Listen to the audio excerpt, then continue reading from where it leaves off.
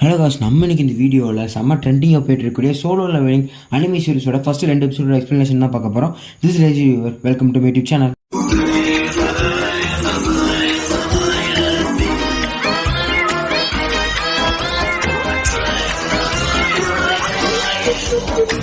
மொத்தமாக அந்த சீரிஸில் 12 எபிசோட் இருக்குது. இப்போதைக்கு 2 எபிசோட் ரிலீஸ் இருக்குது. மீதி எபிசோட்லாம் வீக்லி ரிலீஸ் ஆகும். இப்போதைக்கு 2 எபிசோட் எக்ஸ்பிளனேஷன் பார்த்துட்டு வாரம் நம்ம மீதி எபிசோட எக்ஸ்பிளனேஷன் போட பார்க்குறேன். இப்போ வீடியோக்குள்ளே போகலாம். எபிசோட 1 name I am used to it. இந்த எபிசோட் ஸ்டார்டிங்லேயே 3 years ago அப்படிங்கிற ஒரு டேக்லைனில் ஒரு சின்ன தீவை கட்டுறாங்க. அந்த தீவை சுற்றி ஏகப்பட்ட ஷிப்ஸ் வந்து நிற்குது. அந்த ஷிப்ஸ் சண்டைக்கு தான் வந்திருக்கு. பட் இருந்தாலும் அது மனுஷன் கூட சண்டை போட வரல. அண்ட் அந்த சண்டைக்கே வந்திருந்தாலும் கேப்டன் பைனாக்குலர் வச்சு ஒரு விஷயத்தை பார்த்துட்டு இருக்காரு. அண்ட் அவர் வந்து யாரையுமே சண்டை போடுறதுக்கு அனுமதி கொடுக்க மாட்டேங்கிறாரு. அப்போ வந்து வைஸ் கேப்டன் வந்து நின்று பேசுறாரு. என்னன்னா, எனக்கு அப்படின்னா இந்த ஃபைட்டில் நம்மளோட இன்வால்மெண்ட் எவ்வளோ முக்கியம் உங்களுக்கு தெரியாதா? இப்படி உட்காந்து சண்டைக்கு அனுமதி கொடுக்காம இருக்கீங்க, நம்ம சண்டை போடாமல் இருந்தால் என்ன நடக்கும் உங்களுக்கே தெரியல அப்படிங்கிற மாதிரி பேசிட்டு இருக்காரு. அண்ட் அப்போ தான் நம்ம கேப்டன் பொறுமையாக ஒரு கனத்த குரலோட பதில் சொல்கிறாரு. அது என்னன்னா, உனக்கே தெரியும் கேப்டன், நம்ம இந்த இடத்துல என்னதான் போய் சண்டை போடலாம், அது எந்த ஒரு வேல்யூவும் இருக்காது, அதுக்கு எந்த ஒரு பலனும் கிடைக்காது. ஏன்னா நம்ம கிட்ட இருக்கக்கூடிய எப்பேற்பட்ட பயங்கரமான ஆயுதமாக இருந்தாலும் அங்கே இருக்கக்கூடிய விஷயங்களுக்கு ஒரு சின்ன கீரல் கூட அதை ஏற்படுத்தாது அப்படின்னு சொல்லிட்டு அவர் நிலவழிஞ்சு நிற்கும் போது ஒரே விஷயத்தான் கடைசியில் சொல்கிறாரு, பெட்டர் நம்ம இதை அவங்க ஹண்ட்ரஸ் கிட்டே ஒப்படைச்சிடலாம், அவங்களே பார்த்துக்கிட்டோம் அப்படிங்கிற மாதிரி சொல்கிறாரு. அண்ட் அங்கேருந்து கட் பண்ணி மற்றவங்க எல்லாரும் சண்டை போடுற அந்த சீக்வன்ஸ் தான் காட்டுறாங்க. ஸோ அந்த சண்டை போடுற சீக்வன்ஸ் காட்டும்போது அங்கே இருக்கக்கூடிய எல்லாருமே ஒரு விதமான ஆர்மர் போட்டிருக்காங்க. சில பேர் கத்தியும் ஸ்வாட் வச்சிருக்காங்க. சில பேர் அவங்க கையில ஒரு வித்தியாசமான ஃபாண்ட் வச்சு மேஜிக் பண்றதுக்கு ரெடி பண்ணிட்டு இருக்காங்க. அண்ட் இவங்க எதிர்க்க போறது ஒரு எறும்பு ஆர்மி தான். அதாவது சாதாரண எறும்பு ஆர்மி கிடையாது. மனுஷனோட சைஸ்ல டபுள் ட்ரிபிள் மடங்கு இருக்கக்கூடிய பெரிய ஜெயிண்ட் எறும்பை தான் அவங்க அட்டாக் பண்ண போறாங்க.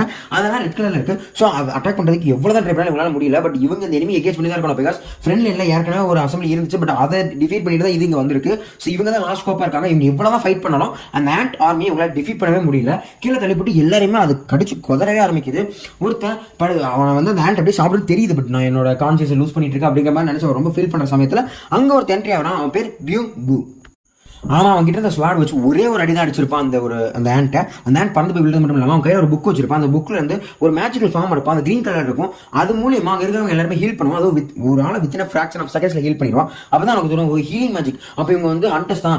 இவங்க கண்டிப்பாக எஸ் கிரேட்ல இருக்கக்கூடிய ஹண்டர்ஸாக இருக்கும். அதனால இவ்வளோ சீக்கிரம் அவங்களால எதாவது பண்ண முடியும்னு பேசிட்டே இருக்கும்போது இந்த ஹீல் பண்ணிட்டு இருக்க பியூங்குக்கு பின்னாடி இருந்து ஒரு ஜெயிண்ட் அண்டி அட்டாக் பண்ண வரும். அப்போ அங்கே ஒருத்தன் வருவான்.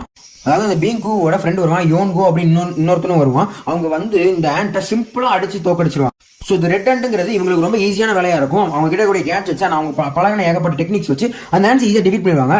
அதோட முடிஞ்சுது அப்படின்னு நினைச்சு எல்லாமே சண்டை போட்டுருக்கும் எஸ் கண்டர்ஸ் எல்லாமே அங்கே வந்துட்டாங்க, நம்மளை காப்பாற்றிட்டாங்கன்னு சொல்லி அந்த எஸ் கண்டர்ஸ் வந்து ரொம்ப பெருமையை பேசிட்டு இருக்க. அதே சமயத்தில் ரெட் ஹேண்ட்ஸை தாண்டி ஒரு ஒயிட் ஹேண்ட் அந்த இடத்துல வரும். ஸோ அது வந்து பாஸ் அப்படிங்கிற மாதிரி இவன் சொல்லுவான். ஆனால் இல்லை, அது லீடராக தான் இருக்கணும் அப்படின்னு சொல்லுவான். பட் அந்த ஹேண்ட் ஜெயிண்ட் ஆனமே அது பார்க்கவே ரொம்ப ஜெயிண்டாக இருக்குது. டிஃபீட் பண்ணுறது கொஞ்சம் கஷ்டம் தான். பிளான் பண்ணி அடிக்கணும்னு சொல்லிட்டு ஒருத்தர் அது கூட ஃபைட் பண்ணி அதோட கொடுக்க பிச்சு எடுத்துடுறான். இன்னொருத்தர் பிளான் பண்ணி அதோட ஹார்ட் பகுதியில் அடிச்சு அதை கொண்டு முடிச்சிடறாங்க. அதை கொண்டு முடிக்கிற அதே சமயத்தில் அந்த மாதிரி ஏகப்பட்ட ஒயிட் ஜெயிண்ட் ஹேண்ட்ஸ் வர ஆரம்பிக்குது. ஸோ இதை பார்த்து அவங்க பயப்படாமல் பார்த்தா இட்ஸ் கெட்டிங் ஃபன் அப்படிங்கிற மாதிரி சொல்லிட்டு ஒருத்தனுக்கு கையில இருந்து நம்ம உல்வரினுக்கு வர மாதிரி அடமாண்டியம் கிளான்ஸ் வரும். 3 கிளான் வரும். அது கூட சேர்ந்து லைட்னிங் தண்டர் ஃபோர்ஸ் அவனுக்குள்ள உருவாகும். அண்ட் இன்னொருத்தர் ஹல்க் மாதிரி பெருசாகும். அவனுக்குள்ள ஒரு ப்ரௌன் வயலட் தண்டர் ஃபோர்ஸ் உருவாகும். எனக்கு மாதிரி அடிச்சு மொத்தமாக முடிச்சதுக்கப்புறம் அங்கேருந்து மேலே புகை பறக்கலாம். அந்த புகத்தை பார்த்துட்டு இங்கே இருக்கிறவன் கைல்ட் மாஸ்டர் சோய் அப்படின்னு ஒருத்தர் இருப்பான். அவனுக்கே ஒரு டீம் இருக்கும். ஸோ அவங்க டைமுக்கு முடிச்சிட்டாங்க, இப்போ நம்ம முடிக்கணும் அப்படிங்கிற மாதிரி சொல்லிட்டு அந்த ஹேண்ட்ஸ் கூட சண்டை போட பார்ப்பாங்க. இவங்க டீம் எல்லாருமே கொஞ்சம் ஈஸியாகவே அந்த ஹேண்ட்ஸை டிஃபீட் பண்ணுற மாதிரி தான் காட்டியிருப்பாங்க. ஸோ இவங்க அங்கே சண்டை போட்டுருக்க அதே சமயத்தை அங்கே கட் பண்ணி இப்போ கதையை மொத்தமாக சொல்ல ஸ்டார்ட் பண்ணுறாங்க. ஸோ ப்ரெசென்ட் டேலேருந்து ஒரு 10 வருஷத்துக்கு முன்னாடி உங்கள் ஊரை சுற்றி பெரிய லைட்டிங் நடந்திருக்கு. அண்ட் அதுலேருந்து ஒரு டைமென்ஷனல் கியர் டோர் அப்பியர் ஆயிருக்கு. ஸோ அந்த டோர்லேருந்து அதர் சைடு அந்த கேட் இருக்கு, அந்த கேட்டோட அதர் சைடில் வந்து ஏகப்பட்ட டீம்டு விசார் கிரியேட்டர்ஸ் வர ஆரம்பிக்குது. அதாவது மேஜிக் பீஸ்ட் அப்படிங்கிற மாதிரி அதை சொல்கிறாங்க. ஸோ இந்த மேஜிக் பீஸ்ட்டை இவங்க கிட்ட கூட எந்த ஒரு வெப்பனாலும் எந்த ஒரு ஆர்மி வெப்பனாலையும் ஒரு கீழல் கூட போட முடியல. ஸோ அதுவே அவங்களுக்கு அட்வான்டேஜ் அமைஞ்சதுனால அவங்க இருக்கக்கூடிய சில இடங்களை ஆக்கிரமிச்சதாகவும் சொல்கிறாங்க. ஸோ இந்த பீஸ்ட் கூட சண்டை போடக்கூடிய பவரை அவேக்கன் பண்ணவங்க தான் தி ஹண்டர்ஸ்னு கால் பண்ணப்படுறாங்க. ஸோ அந்த ஹண்டர்ஸ்க்கு இந்த பீஸ்ட் கூட சண்டை போட்டு அதை கொல்லக்கூடிய எபிலிட்டிஸ் இருக்கும். அண்ட் அவங்க இந்த பீஸ்ட் கூட சண்டை போடணும் அப்படிங்கிறது அவங்களோட நெசசரியான பாயிண்டாகவும் இருக்கும். ஸோ அந்த ஹண்டருக்குள்ள அவங்களோட பவர் எப்படி இருக்குன்னா, எந்த அளவுக்கு அவங்க மேஜிக்கல் பவர் அவங்க உடம்புல கண்டெயின்டாக இருக்கும் அதை பேஸ் பண்ணி தான் இருக்கும் அப்படிங்கிற மாதிரி சொல்லுவாங்க. ஸோ அதை பேஸ் பண்ணி தான் டிசெண்டிங் ஆர்டரில் அவங்களுக்கான ரேங்க் கூட கொடுக்கப்படும். இதில் S rank, A rank, B rank, C, D and E rank அப்படிங்கிற ஒரு விஷயம் இருக்குது. இந்த பவர்லாம் இவங்க அவேக்கன் ஆனதுக்கப்புறம் இண்டிவிஜுவலாக எஃபர்ட் பண்ணுறாங்கிறதுக்கு பேச்சே கிடையாது. ஒரு குரூப்பில் சேர்ந்து குரூப்பாக தான் அவங்க போய் ஆகணும் அப்படிங்கிறது தான் ஒரு முக்கியமான விஷயமாவே அங்கே சொல்லப்படுறாங்க. அதுதான் ஒரு கிரேட்டஸ்ட் ஸ்ட்ரென்த்துக்கான ரிசல்ட்டை கொண்டு வரும் அப்படிங்கிற விஷயமா இவங்க நம்புறதாகவும் அவங்க சொல்கிறாங்க. இந்த கதையெல்லாம் முடிஞ்சதுக்கப்புறம் இதுக்கு முன்னாடி நான் சொன்னது எல்லாமே 3 வருஷத்துக்கு முன்னாடி நடந்த கதை தான். அந்த ஐலாண்டில் சண்டை போட்டது. இப்போ 3 வருஷத்துக்கு அப்புறம் பிரசன்ட் டே அப்படிங்கிற ஒரு டேக்லைன் வருது. அதை சுற்றி ஒரு சிட்டியை கட்டுறாங்க. சிட்டியில் ஏகப்பட்ட டால் பில்டிங்ஸ் இருக்குது. அதில் ஒன் ஆஃப் த பில்டிங்ஸ் கீழே பார்த்தீங்கன்னா அந்த டைமென்ஷனல் கேட் ஓப்பன் இருக்குது. ஸோ அதுக்குள்ளே போய் அவங்க மேஜிக்கல் பீஸ்ட் கிட்ட சண்டை போனோம். அதை சுற்றி ஹண்டர்ஸ்லாம் அவங்க ரெடி ஆகிட்டு இருக்காங்க அந்த ஃபைட்காக. அந்த இடத்துல கிம்னு ஒருத்தர் இருக்காரு. அண்ட் கிம் அவன் ஒரு ஃப்ரெண்ட் ஒருத்தர் இருக்காரு. அவங்க 2 பேருக்கு நடுவில் கான்வர்சேஷன் மூலமாக இங்கே என்ன நடந்துட்டு இருக்கு, என்ன நடக்க போகுது அப்படிங்கிற விஷயம் நமக்கு புரிஞ்சு வரும். ஸோ கிம்மை பார்க்கறதுக்காக பார்க்க வருவார். நானும் அந்த சண்டைக்கு வரேன் அப்படின்னு சொல்றதுக்காக. பட் அதை கேட்ட கிம் வந்து ரொம்ப ஷாக் ஆயிடுவார். நீ தானப்பா நான் போதும் நம்ம சண்டை போட்டு இப்போ நான் ஃபேமிலி டைம் ஸ்பெண்ட் பண்ண போறேன் அப்படின்னு சொல்லிட்டு போனேன். இப்போ நான் நீ திரும்ப வந்திருக்க அப்படின்னு கேட்கும்போது பார்க்க சொன்னா என் ஒய்ஃப் வந்து செகண்ட் குழந்தைக்காக கன்சீவ் ஆயிருக்காங்க. ஸோ அதுக்காக நான் காசு சேர்க்கணும், என்னோட ரேங்கிங்கே நான் மெருகத்தணும் இல்லையா, அதுக்காக தான் வந்திருக்கேன் அப்படின்னு சொல்லுவாங்க. அண்ட் சொல்லுவான் ஏன் நம்ம பிளான் பண்ண மாதிரி எல்லாமே போச்சுன்னா உங்களோட ரேங்கிங்கும் அதிகமாகும், மணியும் அதிகமாக சம்பாதிக்கலாம் அப்படின்னு சொல்லுவாங்க. ஸோ இங்கே என்ன விஷயம்னா அந்த ரேங்க்ல நான் பேசிஸ் பண்ணல. ஸோ அதில் SAB இந்த 3 ரேங்க்ல இருக்கிறவங்க மட்டும்தான் ஏகப்பட்ட கம்பெனிஸ் ரெக்ரூட் பண்ணுவாங்க. அதிகமான பணமா உங்களால சம்பாதிக்க முடியும். அது கீழே போறவங்களால பணம் அதிகமாக சம்பாதிக்க முடியாது மட்டும் இல்லாம எந்த ஒரு கம்பெனிஸுமே உங்களுக்கு ஆஃபரே கொடுக்க மாட்டாங்க, கிட்டத்தட்ட மதிக்க மாட்டாங்க அப்படிங்கிற மாதிரி கூட சொல்லலாம். ஸோ இவங்க பேசிட்டு அதே சமயத்தில் நம்ம இந்த சீரிஸோட ஹீரோ உள்ள வரான், மெயின் லீட். அவன் பேர் சங் ஜின்வோ.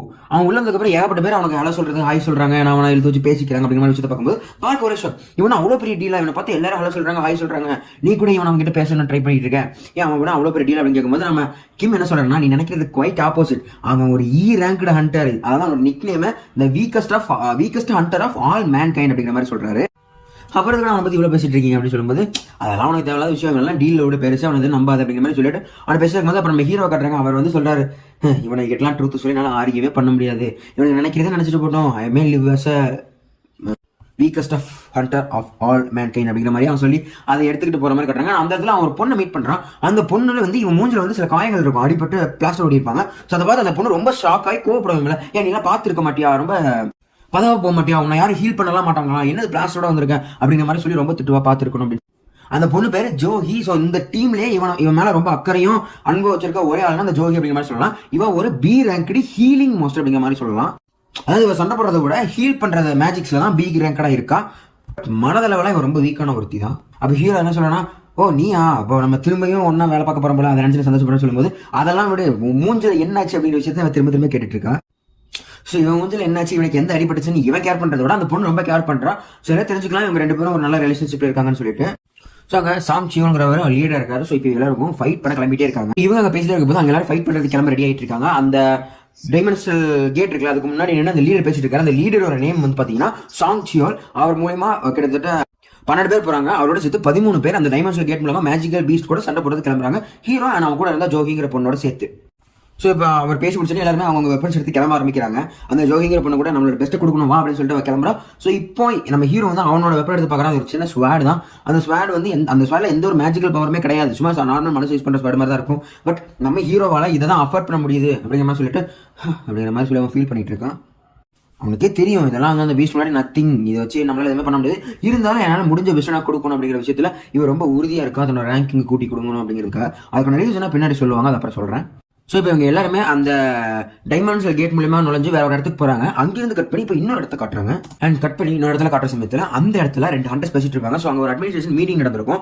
அதில் ஒரு ஹண்டர் வந்து சேர்மனா இருப்பாங்க. அந்த மீட்டிங்ல போய் பேசுற சமயத்தில் அங்கே இருக்கக்கூடிய அவங்க பிக் ப்ராப்ளம் பேசினது அந்த டஞ்சன்ஸ் வந்து அட்டாக் பண்ண அந்த ஒரு விஷயமா தான் இருக்கும். பட் அதை என்னதான் அவங்களால டிஃபீட் பண்ண முடியல, அவ்வளோ கஷ்டமா இருந்தாலும் அங்கே இருக்கிறவங்களுக்கான முக்கியமான தேவையாப்படுறது அந்த டஞ்சன்ஸ் வந்த இடம் இருக்குல்ல, அந்த மேஜிக்கல் பீஸ்ட் உருவான இடம், அந்த இடத்துக்குள்ள ஏகப்பட்ட ரிசோர்ஸ் இருக்கு. அந்த ரிசோர்ஸ் மேலே தான் இவங்க ரொம்ப கண்ணா இருக்காங்க அப்படின்னு சொல்லிட்டு வருத்தப்படுறேன். நான் வருத்தப்பட்டதுக்கு அப்புறம் அவரும் விஷயத்தை யோசிச்சுட்டு அது ஒரு லாஜிக்கலான சென்ஸ் மேக் பண்ணுது. பிகாஸ் நம்மள ஹண்டர்ஸ் வந்து அது விற்கிறது மூலியமா தான் நம்மளால வாழ முடியுது, நம்மள மாதிரி மற்ற ஹண்டர்ஸோட வாழ்வாதாரத்தை மெருகேற்ற முடியுதுன்னு சொல்லிட்டு ஒரு விதமான ஒரு ஆயுதத்தை எடுத்து பார்ப்பாரு. இதுதான் நம்ம அந்த இடத்துல அந்த மான்ஸ்டர்ஸ் டிஃபீட் பண்றது மூலியமா எடுக்கக்கூடிய ஒரு எசன்ஸ் ஸ்டோனா இருக்கு.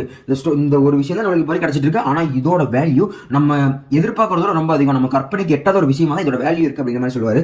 அங்கிருந்து எக்ஸாக்டா கட் பண்ணி காட்டும்போது அதே மாதிரியான ஒரு ஸ்டோன்ல அதோட சைஸ்ல சின்னதா இருக்கக்கூடிய ஒரு விஷயம் நம்ம ஹீரோவோட கையில இருக்கும். அவன் கையில ஒரு பிளட்டா இருக்கும். அதை பார்த்துட்டு நான் வந்து இதை செஞ்சு முடிச்சிட்டேன் அப்படிங்கிற மாதிரி சொல்லுவான்.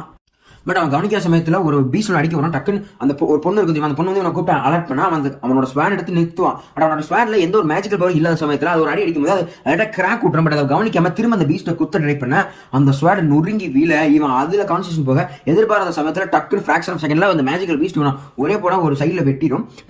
இவனை கொலை பண்ண வர அந்த சமயத்துல பார்க்னு ஒருத்தர் இருந்தா தெரியுமா, அந்த பார்க்குங்கிற கேரக்டர் வந்து இவனை காப்பாத்திட்டு நம்ம ஜோகி வந்து இவனை ஹீல் பண்ண அப்படின்னு சொல்லிட்டு அந்த பார்க் வேற இடத்துல சண்டை போட போயிருவாரு. அண்ட் ஜோகி வந்து இவனை ஹீல் பண்ண ட்ரை பண்ணி அவனை ஹீல் பண்ணிட்டு இருப்பாரு. ஆனால் நீ ஹீல் பண்ணிட்டு அதே சமயத்தில் மற்றவங்களாம் சண்டை போடுறத கிம் அண்ட் பார்க் அவங்க கூட இருக்கிறவங்க எல்லாருமே வேற லெவலில் சண்டை போடுறத பார்த்துட்டு இவங்க லைட்டாக ஃபீல் பண்ணுற மாதிரி கட்டுவாங்க. அங்கேருந்து கட் பண்ணி ஒரு 2 பேர் பேசிட்டு 2 அண்டர்ஸ் பேசிட்டு இருப்பாங்க இல்லையா, அந்த இடத்துக்கு திரும்ப போறாங்க.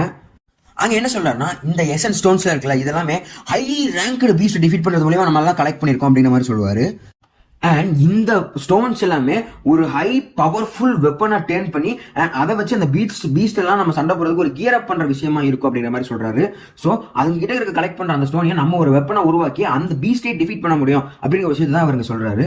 அப்பதான் அந்த ஸ்டோன்ஸ் பத்தி ஒன்னு சொல்றாரு. ஃபர்ஸ்ட் வந்து மேனா கிறிஸ்டல் அப்படிங்கிற ஒரு ஸ்டோன் சொல்றாரு. இது வந்து டஞ்சன்ஸ் கிட்ட இருந்து தான் கலெக்ட் பண்ணப்பட்டது அப்படிங்கிற மாதிரி சொல்றாரு. இதை தான் நம்ம அவர் வந்து கையில எடுத்து பார்த்துருப்பாரு அந்த மாதிரி ஒரு ஸ்டோனை. அது எல்லாமே பார்க்க ஒரே மாதிரி தான் இருக்கும், பட் அவங்களோட பொட்டன்ட் ரொம்ப லெஸ்ஸா தான் இருக்கு அப்படிங்கிற மாதிரி சொல்லுவாரு. பட் இந்த கவர்மெண்ட் வந்து இதை இப்படி யூஸ் பண்றதுக்கு பதிலாக இதுல இருக்கக்கூடிய டிஃப்ரெண்ட் டைப்ல இதை யூஸ் பண்ணாதான் அவங்க ரொம்ப இன்ட்ரெஸ்டடா இருக்கிறாங்க. இது வந்து நியூக்ளியரோட ரொம்ப safer and water wind R Jio thermal இருக்கலாம், அதோட மோர் எஃபிஷியன்டாகவும் இருக்கும். அண்ட் இது நம்ம அட்மாஸ்பியரை பொல்யூட் பண்ணாத ஃபாசில் ஃபியூல்ஸ் எந்த அளவுக்கு பொல்யூட் பண்ணது இல்லை, அது அந்த அளவுக்கு இது பொல்யூஷனே இல்லாம ரொம்ப கட்டுப்பாடாக தான் இருக்கும் அப்படிங்கிற மாதிரி சொல்றாரு. ஒரு ஐடியிலே ஒரு கிளீன் எனர்ஜி சோர்ஸ் தான் அப்படிங்கிற மாதிரி சொல்லி முடிக்கிறாரு. இந்த கவர்மெண்ட் இதை வச்சு ஒரு எலக்ட்ரிசிட்டி ஃபார்ம் பண்ணா, அந்த எலக்ட்ரிக் கரண்ட் இருக்குல்ல அதையும் ஃபார்ம் பண்றதுக்கு இந்த essence stone and Mana crystal ரெண்டுத்தையுமே யூஸ் பண்றாரு அப்படிங்கிற மாதிரி அவர் சொல்லி ஃபீல் பண்ணுவாரு. அண்ட் இது ஒரு ரேரான ஃபியூயல் சோர்ஸ் தான், பட் அதை ஹண்டர்ஸ் மட்டும் தான் கலெக்ட் பண்ண முடியும், அவங்களுக்கு மட்டும் தான் இதை கலெக்ட் பண்ணக்கூடிய எபிலிட்டி இருக்கு அப்படிங்கிற மாதிரி சொல்லுவாரு.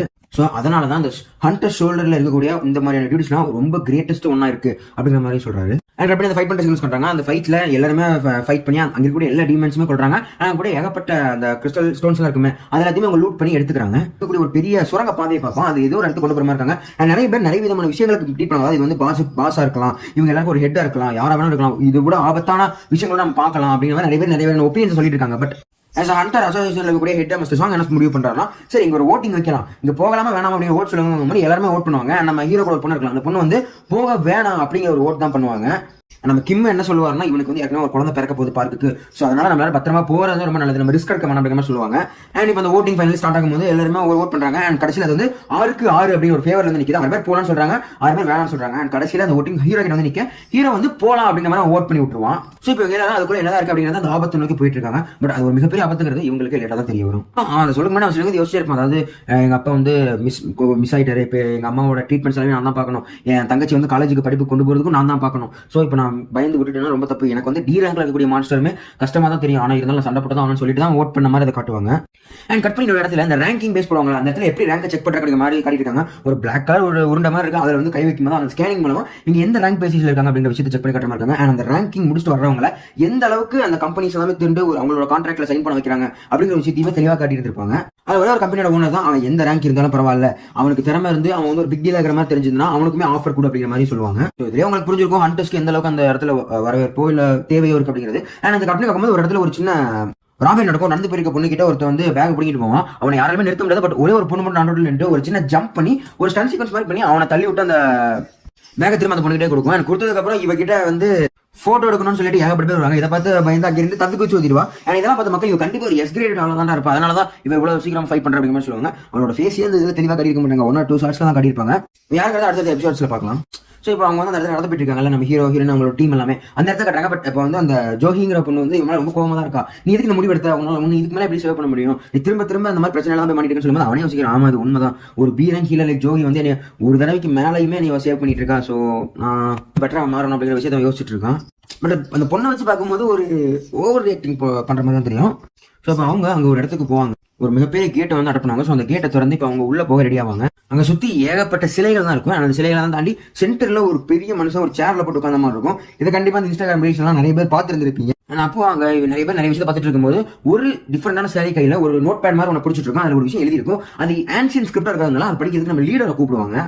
ஸோ அதில் என்ன first reverse god, second praise god, and third finally என்ன இருக்குன்னா show prove your faith to the god அப்படிங்கிற மாதிரி எழுதியிருக்கும். பட் இது யாரும் பெருசாக எடுத்துக்க மாட்டாங்க. பட் ஜோகி வந்து ஹீரோ கூட என்ன காட்டணும்னா, அங்கே ஒரு சிலைக்கு பற்றி அந்த சிலையோட கண்ணு மூவ் ஆனதை பார்த்து மாதிரி ஒரு ஷாக் ரியாக்ஷன்லேயே சொல்லுவா. பட் நம்ம ஹீரோ தான் பெருசாக எடுத்துக்க மாட்டாங்க, அதெல்லாம் ஒன்றும் இல்லை, நீ வந்து பிரம்மையில் இருந்திருப்ப, அதனால இருப்பேன், இந்த மாதிரி இடம் ரொம்ப பயங்கரமாக இருக்கலாம், ஸோ இந்த மாதிரி விஷயங்கள் நடக்கிறது சாதாரணம் தான் அப்படின்னு மாதிரி சொல்லிட்டே இருக்கும்போது டக்கு நாங்கள் வந்து அந்த டோர் ஆட்டோமேட்டிக்காக ட்ராப் ஆகி க்ளோஸ் ஆகும். ஸோ அப்போ இனிமேல் நாங்கள் ட்ராப் ஆகிட்டோம் அப்படின்னு சொல்லி வச்சுட்டு இருக்கும்போது அங்கே அவன் திரும்பி அதை நோட்டீஸ் பண்ணுறதுக்குள்ள அவனை வெட்டியே முடிச்சிருந்துருக்கும். இதை பார்த்து எல்லாரும் அலறிட்டு இருப்பாங்க.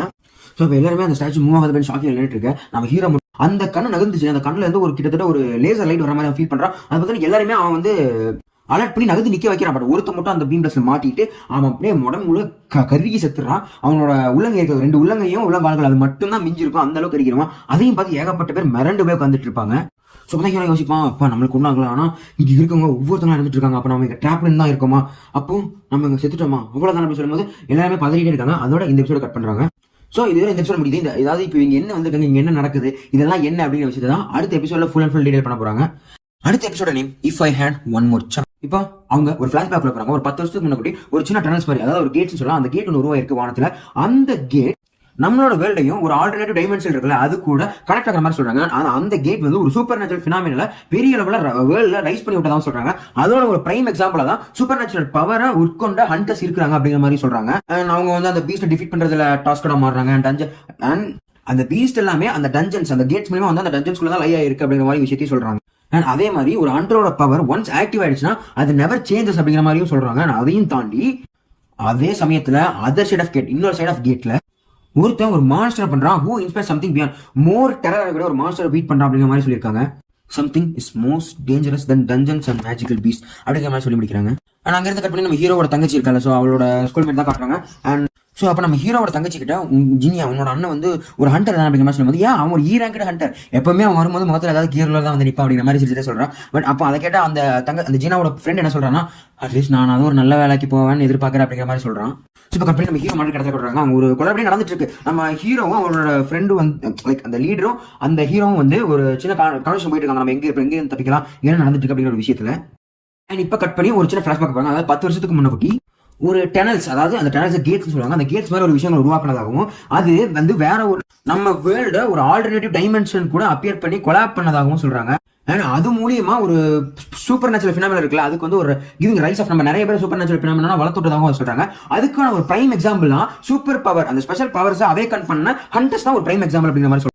இவங்க எல்லாருமே அந்த முட்டி போட்டு தலையை போக் பண்ணதுக்கு அப்புறம் அந்த சிலையோட ரியாக்ஷனே மாறுது, ரொம்ப ஃப்ரீக்கா இருக்கும். நீங்க இன்ஸ்டாகிராம்ல நிறைய தடவை பார்த்துருப்பீங்க தெரியுமா, அந்த மாதிரி அந்த ஃபர்ஸ்ட் அந்த வாயோட அசைவு மாதிரி சிரிக்கும் அண்ட் கண்ணோட அசைவு மாதிரி ஒரு மாதிரி ஃப்ரீக்கா ஹாப்பினஸா இருக்கும். ஒரு சைக்கோ வந்து ஒருத்தனை கொண்டதுக்கு அப்புறம் ஒரு மாதிரி ஒரு ரியாக்ஷன் கொடுப்பா தெரியுமா, அந்த மாதிரி ஒரு ரியாக்ஷனா தான் அந்த இடத்த அது கொடுக்கும். அண்ட் கொடுத்ததுக்கு அப்புறம் அங்க இருக்கிறவங்க எல்லாரும் ஓகே இதெல்லாம் முடிஞ்சது, நம்ம எந்த நிக்கலாம், இப்போ நம்மள எதுவுமே பண்ணாது அப்படிங்கிற விஷயத்துல வந்து நிற்கிறாங்க. அண்ட் எல்லாரும் இப்போ முடிச்சிருச்சு, நம்ம சேஃபா தான் இருக்குமா, நம்ம வீட்டுக்கு போறோமா, இட்ஸ் ரியலி ஓவர் சொல்லும்போது நம்ம ஹீரோக்கு மட்டும் தான் ஒரு விஷயம் ஸ்ட்ரைக் ஆகுது. நோ, அது இன்னும் முடியல, இன்னும் 2 கமெண்ட் இருக்கு. 2வது கமெண்ட் வந்து பிரைஸ் தி காட் அப்படின்னு சொல்லிட்டு இருக்க. அதே சமயத்துல அந்த சிலை வந்து அதோட இருக்கிற இடத்துல இருந்து எந்திரிச்சு நிக்குது. நின்னது மட்டும் இல்லாம அவங்களுக்கு நடந்து வருது அப்படின்னு சொல்ற பிரைஸ் தி காட் இவன் எப்படி பிரைஸ் பண்றது, இதெல்லாம் பிரைஸ் பண்ணி ஆகணும்னு சொல்லும்போது அங்க இருக்கக்கூடிய ஒருத்தர் பிரைஸ் பண்றதுக்காக அதுக்கு அந்த சிலைக்கு முன்னாடி வந்து முட்டி போட்டு அவன் என்னன்னா அந்த மந்திரம் சொல்லுவான் தெரியுமா, கிங்க பிரைஸ் பண்றதுக்கு என்னதான் சொல்லுவோமோ அது எல்லாத்தையுமே சொல்லி பிரைஸ் பண்ணிட்டு இருக்கான். பட் அது நின்று நினைச்சா அவனை மிதிச்சு நசுக்கிடுது. சோ இப்ப எல்லாரும் ஒரு பக்கம் ஓட பாக்குறாங்க. ஹீரோ கூட இருந்த பொண்ணு ஒரு பக்கம் ஓடுறாங்க, மத்த எல்லாமே சதறி ஓடிட்டு இருக்காங்க. நம்ம ஹீரோ கூட இருந்த பொண்ணெல்லாம் அந்த அவங்க கூட இருக்கிறவங்க அப்படியே கை காலை விசுக்கி நசுக்கி எடுக்கும்போது அதெல்லாம் பார்த்து உறைஞ்சு போயிட்டு இருப்பா. அப்பதான் ஹீரோ விஷயத்தை நோட் பண்றான். இந்த இன்ஸ்ட்ருமெண்ட் வச்சிருக்கக்கூடிய எந்த ஒரு சிலையுமே நம்மள அடிக்காது, இன்ஸ்ட்ருமெண்ட் இருக்கக்கூடிய ஒரு விஷயத்தை பத்தி ஓடணும்னு சொல்லி எல்லாரும் ஒரு இடத்துல பண்ணிப்பாங்க. அவங்க எல்லாரும் அந்த இன்ஸ்ட்ருமெண்ட்டும் ஆனா அந்த இதெல்லாம் இன்ஸ்ட்ருமெண்ட் பாட ஆரம்பிக்கும். ஸோ அவங்க இந்த சிலை எதுவுமே பண்ணாது. அப்போ ஹீரோயினும் ஒரு இடத்துல போய் நிற்கும் போது அந்த இடத்துல கூட இன்ஸ்ட்ருமெண்ட் பாடவே படாது. ஸோ அப்போ ஒரு இன்ஸ்ட்ருமெண்ட் முன்னாடி ஒருத்தர் தான் நிற்கணும் போல, நான் வேற இடத்துல போய் தேடி போறேன்னு சொல்லி ஜோகியை விட்டுட்டு நம்ம சாங் ஜோவா அங்கிருந்து ஓட ஆரம்பிப்பான். அங்க ஓடிட்டு இருக்க அதே சமயத்துல சிலை அவனுக்கு கிட்ட வந்துடும். அந்த அவனை மிதிக்கிற சமயத்துல தப்பி தப்பி ஓடி போவான். பட் அந்த சிலைக்கிட்ட போறதுக்கு முன்னாடி நம்ம பார்க் அந்த இடத்துல இறந்துருவான். ஸோ பார்க் அவன் ஃபேமிலியே பார்க்க போறது கிடையாது. பட் ஹீரோ வந்து அந்த மிதிக்கிறது தப்பிச்சு பண்ணலாம், அவனோட ஒரு காலை அப்படியே நசுக்கிறோம். பட் ஃபைனலி அது அவனை கடைசியில் மிதிக்க வரக்கூடிய அந்த செகண்ட்ல அவன் ஒரு இன்ஸ்ட்ருமெண்ட் கிட்ட போய் நின்றுவான். ஸோ அதனால அவன் தப்பிச்சிருவான். அவன் காலை ஹீல் பண்றதுக்கு ஜோகி எவ்வளவு ட்ரை பண்ணுவா, பட் அவனால முடியாது. அவ கண்ணு வாயில இருந்து ரத்தம் வர அளவுக்கு ட்ரை பண்ணா, பட் அவனை ஹீல் பண்ண அவளால முடியாது. அவன் எர்த்குவேக் வர மாதிரி ஒரு விஷயம் வந்தோன்னா அந்த இடத்துல ஒரு பெரிய ரவுண்ட் மேலே எந்திரிக்கும். அதை சுத்தி ஒரு 3 விதமான ரவுண்ட்ஸ் உருவாக்குறத பாப்பா. ஸோ இங்க வந்து ஏதோ ஆஃபரிங் ட்ரெஷரா தான் இருக்கும், காட்ஸ்க்கு சாக்ரிஃபைஸ் கொடுக்குற ஒரு இடம் தான் இது அப்படிங்கிற மாதிரி யோசிச்சுட்டு ஒரு ஆள் மட்டும் அங்கே போய் நிக்கணும்னு சொல்றான். அப்போ நம்ம கிம்முக்கு வந்து பார்க் இறந்தனால ஒரு கோவம் இருக்கும். அவனுக்கு கரெக்டாக ஃபேமிலி இருக்குன்னு சொல்லியிருக்க, அவனை நீ போக விட்டுருக்கலாம், இப்போ அவனை கூட்டு வந்து நீ கொலை பண்ண வச்சுட்ட, நீ தான் அவனை கொலை பண்ண அப்படிங்கிற விஷயம் கோவம் இருக்கும்போது அதுக்காக இவனே போக சொல்லுவாங்க கத்தில மறக்க வச்சு. ஸோ இவன் ஓகே நானே போறேன் அப்படிங்கிற மாதிரி இவனு கிளம்பி போவான். So prove the faith to god, அதுக்காக இந்த விஷயம் தான் பண்ணணும்னு சொல்லிட்டு அவனும் போவான். பட் அவன் அந்த போய் என்னன்னே 3 சர்க்கிள்ல கூட முதல் சர்க்கிள்ல ஒரு ஆரஞ்சு கலர்ல அந்த தீப ஏரியா. அப்போ அந்த ஹீரோ புரிஞ்சுக்கிட்டு இவன் அந்த இடத்துக்கு தூக்கிட்டு போக சொல்லுவான். இவன் 2 பேரும் அங்கே தூக்கிட்டு போவாங்க. அப்போ அது எக்ஸ்ட்ரா 3 ஏரியா ஆரம்பிக்கும். ஸோ இப்போ எல்லாருமே வந்து நின்னதுக்கு அப்புறம் இந்த ஆரஞ்சு எல்லாமே ஃபுல்லாக ஏரியா ஆரம்பிச்சிச்சா, அதை தாண்டி அதுக்கப்புறம் இருக்கக்கூடிய அந்த white colour light, white blue, அந்த ப்ளூ கலர் தீபம் எல்லாமே எரிய ஆரம்பிக்கும். அது ஒரு டைமர் செட் மாதிரி. ஸோ அங்க இருக்கக்கூடிய எல்லா சிலைக்குமே உயிர் வந்து நடக்க ஆரம்பிக்கும். அப்பதான் ஹீரோ விஷயம் நோட் பண்றாங்க, இதெல்லாம் பாக்குறோமோ அதெல்லாம் நகர மாட்டேங்குது, ஸோ எல்லாரும் பாருங்க அப்படின்னு சொல்லிட்டு அதெல்லாம் பார்க்க சொல்லுவான். பட் அங்க இருக்கக்கூடிய யாருனாலுமே அங்க இருக்க முடியாது, பார்த்துட்டு இருக்க முடியாது. அந்த டோர் வந்து ஓப்பன் ஆகி தான் இருக்கும். ஒவ்வொருத்தங்களும் போக கொஞ்சம் கொஞ்சமா க்ளோஸ் ஆயிட்டு இருக்கும். ஸோ எல்லாருமே ஓடிடுவாங்க. ஃபைனலி ஹீரோ கூட இருந்த பொண்ணு அண்ட் லீடர் அவங்க 3 பேர் தான் இருப்பாங்க. ஸோ அப்படின்னா ஹீரோ ஒரு விஷயம் புரியுது, ஓகே நம்ம காட் வந்து நம்மளோட ஃபெய்த் தான் முடிவு பண்றாரு. ஃபர்ஸ்ட் விஷயம் ரிவர்ஸ் டு காட், செகண்ட் விஷயம் பிரைஸ் டு காட், தேர்ட் விஷயம் prove the faith to god. So இப்போ ஃபெய்த்தோட டெஸ்டிங் தான் நம்ம இருக்கும், நம்ம அதை ப்ரூவ் பண்ணா நம்ம இங்க இருந்து உயிரோட பேரலாம் அப்படிங்கிற மாதிரி விஷயத்தை சொல்றாங்க. பட் இதெல்லாம் யோசிச்சு இருக்கும்போது அவங்க கூட இருந்த ஒருத்தனை அவனை தூக்கி பிடிச்சிட்டு இருந்த ஒருத்தனை அவன் விட்டுட்டு போயிடும், பிகாஸ் அவனுக்கு ஒரு கால் இருக்காது. அதனால இப்போ கால் இல்லாத சமயத்தில் ஹீரோ அங்கே விழுந்து கிடப்பான். நீ எங்க கூட வந்து அப்படிங்கிற சொல்லும்போது அவன் தான் சொல்லுவான், நீ வந்து அந்த பொண்ணுகிட்ட வந்து நீ வந்து என்னை வந்து சாப்பாடு ஒன்று வெளியே கூட்டு போய் சொல்லி ஒரு ப்ராமிஸ் வாங்கினால, ஸோ நான் ப்ராமிஸ் பண்ணிருக்கேன், இந்த காசை வச்சுட்டு நீ போய் உனக்கு வேண்டியதை வாங்கி சாப்பிட்டு அப்படிங்கிற மாதிரி சொல்லி அனுப்பி வைப்பான். ஆனால் அந்த காசு இல்லாத என்ன அந்த பொண்ணு திறந்து பார்த்தா அந்த அவன் ஸ்டோன் கலெக்ட் பண்ணி அசன் ஸ்டோன், அந்த ஸ்டோன் தான் அவன் கொடுத்து விடுவான். பட் அவளை ஒரே அடியில் மயக்கம் போட வச்சுட்டு அவளால் நடக்க முடியாத மாதிரி பெருசாக மயக்கம் போட வச்சுட்டு அந்த லீடர் வந்து அவளை தூக்கிட்டு அங்கிருந்து ஓடிடுவான். ஸோ இப்போ ஹீரோ மட்டும் தான் அதுக்குள்ள மாட்டிக்கிட்டான். ஹீரோவால எல்லா சிலையும் ஒரே இடத்துல பார்க்க முடியாது இல்லையா? ஸோ நேரமாக அதெல்லாம் அவன் கிட்ட வந்து அவன் அடி புழக்க ஆரம்பிக்கும். அப்பதான் அவனுக்கு ஒரு விஷயம் எல்லாமே ஸ்ட்ரைக் ஆகும். அங்க இருக்கக்கூடிய கத்தியெல்லாம் எடுத்து அது கூட சண்டை போட ரெடியாகும். ஃபர்ஸ்ட் டைம் தடுத்துருவான், ஃபர்ஸ்ட் டைம் மேல படுறது தள்ளி போய் விழுந்துரும். பட் அடுத்த டைம் இவன் மேல பட ஆரம்பிக்கும், அவன் பட்டு அவன் உடம்பே சதஞ்சு ரத்தம் தெறிக்க ஆரம்பிக்கும். ஸோ அப்பதான் ஒவ்வொரு விஷயத்தையும் யோசிப்பாங்க. இருந்தாங்க எல்லாருமே செல்ஃபிஸா தான் யோசிச்சாங்க, அவங்களுக்கு மட்டும் ஒரு ஃபேமிலி இருக்குன்னு நினைச்சிட்டு இருந்தாங்க. எனக்கும் ஒரு ஃபேமிலி இருக்கு, நானும் என் அம்மா பார்க்கணும், நானும் என் சிஸ்டர்ஸ் பார்க்கணும், அதை பத்தி யாருமே யோசிக்கல. நான் சாக்ரிஃபைஸ் பண்ணா எனக்கு என்ன, அவங்களுக்கு என்ன, அவங்களோட ஃபேமிலி அவங்களுக்கு மட்டும் தான் வேணும்னு சொல்லிட்டு ஒரு செல்ஃபிஸாவே எடுத்துட்டு போயிட்டாங்க. என் சாக்ரிஃபைஸ் பத்தி யாருமே துளி கூட கவனிக்கல அப்படிங்கிற மாதிரி சொல்லியிருப்பாரு. ஸோ ஃபண்டை போட்டுட்டு தான் அதை பேசிட்டு அவனோட இன்னொரு ஒரு கையும் போயிருக்கும், ஒரு கை ஒரு கால் போய் அவன் அந்த இடத்துல துடிச்சு அலறிட்டு இருப்பான். அவன் மேல ஏகப்பட்ட சோல்ஜர்ஸ் அவனை பிடிச்சி அடிச்சு உதச்சிட்டு இருப்பாங்க. பட் இருந்தாலும் அந்த ஒரே ஒரு ஆரஞ்சு கலர் லைட் மட்டும் எதுவுமே ஆகாம அப்படியே இருக்கும். பட் அந்த ப்ளூ கலர் டீப் இருக்குல்ல, அது மட்டும் ஒன்று அணிஞ்சிட்டே வரும் அந்த லைட் வந்து. பட் இவனால அதை தாங்க முடியாது, ரொம்ப கஷ்டப்பட்டு இது எவ்வளவு தூரம் தான் போதும் என்னால முடியாது, நான் முடிஞ்ச அளவுக்கு என்னோட ஸ்ட்ரென்த் கொடுத்து இதுக்கு கூட என்னால் தாக்கு பிடிக்க முடியாது அப்படிங்கிற மாதிரி சொல்லி அலறிட்டு இருப்பான். கிட்டத்தட்ட கடைசியில அவன் அந்த சர்க்கிளுக்கு மேல தூக்கி போட்டுருக்கும் போது அந்த ப்ளூ கலர் லைட் ஆஃப் ஆக போற அந்த சமயத்துல கரெக்டா ஒரு விஷயம் ஒரு ஸ்குவாட் எடுத்து நேரம் அவனை வெட்ட வரும். பட் டக்குன்னு கட் பண்ணிடுவாங்க, அது வெட்டுதா இல்லையாங்கிறத கட்ட மாட்டாங்க. அப்பங்கிறது கட் பண்ணி ஒரு அந்த ப்ளூ கலர் லைட் எரிஞ்சிட்டு இருக்காங்க, அது கொஞ்சம் கொஞ்சமா எரிஞ்சு அப்படியே லைட்டா ஆஃப் ஆயிரும். ஆஃப் ஆனதுக்கு அப்புறம் நோட்டிபிகேஷன் என்ன கிடைக்கும். நோட்டிபிகேஷன் என்ன பண்ணுவாங்கன்னா அது ஒரு எழுதிருக்கும், secret quest courage of the week அப்படின்னு போட்டு டிக் மார்க். நம்ம வந்து ஒரு ஈவெண்ட்டை முடிச்சுட்டோம்னா டிக் மார்க் கொடுத்ததுக்கான ரிவார்டு கொடுப்பாங்க தெரியுமா, அந்த மாதிரியான விஷயங்கள். ஸோ அடுத்த நோட்டிபிகேஷன்ல you have acquired the qualification to be a player, will you accept அப்படிங்கிற மாதிரி கேட்டிருக்கும். அண்ட் இப்போ வந்து நீங்க அக்செப்ட் பண்ணல அப்படின்னா உங்களோட ஹார்ட் 0.02 செகண்ட்ஸ் நின்று அப்படிங்கிற மாதிரி சொல்லியிருக்கும். அதுக்கப்புறம் என்ன அக்செப்ட் பண்ணாம இருப்பாங்க, இதை அவன் எஸ் கிளிக் பண்ற மாதிரி தான் காட்டியிருப்பாங்க. அண்ட் வீடியோ அக்செப்ட் காட்டுற மாதிரி காட்டுற அந்த ஒரு கண்ணோட சிம்பிள் காட்டுவாங்க, லைக் அந்த எலிமினேட்டி மாதிரி ஒரு விஷயத்தை காட்டுவாங்க. அண்ட் அதோட இந்த எபிசோட் முடியுது. தேர்ட் எபிசோட் 20 ரிலீஸ் ஆகிறதா சொல்லியிருக்காங்க, இந்த மாசம் 20 ஸோ மேபி அதை ரிலீஸ் ஆனதுக்கப்புறம் அதை நான் கூட எக்ஸ்பிளைன் பண்ண பார்த்து. இதோட அந்த ஃபர்ஸ்ட் 2 எபிசோட் முடியுது. பட் ஃபர்ஸ்ட் 2 எபிசோட் பார்த்த உடனே எனக்கு என்ன ஃபீல் ஆச்சு அப்படின்னா, அட்டாக் அண்ட் டைட்டன் டிஜிட்டலைசேஷன் இது ரெண்டுத்தையும் ஒரு மிக்சிக்குள்ள போட்டு அதை அரிச்சு தேவையான கண்டென்ட் மட்டும் கொடுத்த மாதிரி ஒரு சில ஃபீல் கொடுத்துச்சு. இது எனக்கு ஒரு ஃபீல் கொடுத்துச்சு. பட் இருந்தாலும் இது நல்லா தான் இருக்கு. அண்ட் இதுல இருக்கக்கூடிய ஒரு கண்டிப்பா இதுல இருக்கக்கூடிய ஃபினாலே எபிசோட், 12 எபிசோட் சொல்லியிருக்காங்கல்ல, at least 11th and 12th episode வரும்போது கண்டிப்பா அதுல ஒரு எபிசோட் இந்த இன்டர்நெட்டை க்ரூஷியலா பிரேக் பண்ண அப்படிங்கிறது எல்லாராலையுமே நம்பப்படுற ஒரு விஷயமா இருக்கு. அந்த அளவுக்கு இதுல ஒரு கண்டென்ட் இருக்கு. ஆனா ஸ்பாயில் பண்ண வரல, நடக்கும்போது நீங்களே பாருங்க, கண்டிப்பா இன்டர்நெட் பிரேக் இருக்கு. நான் வழக்கமா கேட்கிற விஷயங்கள் தான் வீடியோஸ் பார்த்துட்டு கண்டிப்பா உங்களோட தாட்ஸ் சொல்லுங்க. எனக்கு குறை நிறைகள் கண்டிப்பா இருக்கும், நிறைகள் சொல்றதோட கண்டிப்பா இந்த வீடியோஸ்ல சில குறைகள் இருக்கலாம், அது கண்டிப்பா கமெண்ட் சொல்லிட்டு போங்க. அதை கொஞ்சம் கொஞ்சமா நான் மாத்திக்க ட்ரை பண்றேன். அண்ட் இந்த வீடியோஸ் பிடிச்சிருந்தா லைக் பண்ணிட்டு அப்படியே சப்ஸ்கிரைப் பண்ணி விடுங்க. இந்த மாதிரி நிறைய இன்ட்ரெஸ்டிங்கான கண்டென்ட்ஸ் போட்டு ட்ரை பண்ணுவேன். உங்க ஃப்ரெண்ட்ஸ்க்கும் ஷேர் பண்ணி விடுங்க, ஏன்னா உங்களோட சப்போர்ட் எனக்கு ரொம்பவே தேவை. அண்ட் ஒரு இன்ட்ரெஸ்டிங்கான வீடியோல சந்திக்கிறேன். This is lazy reviewer signing off. Tata, bye bye.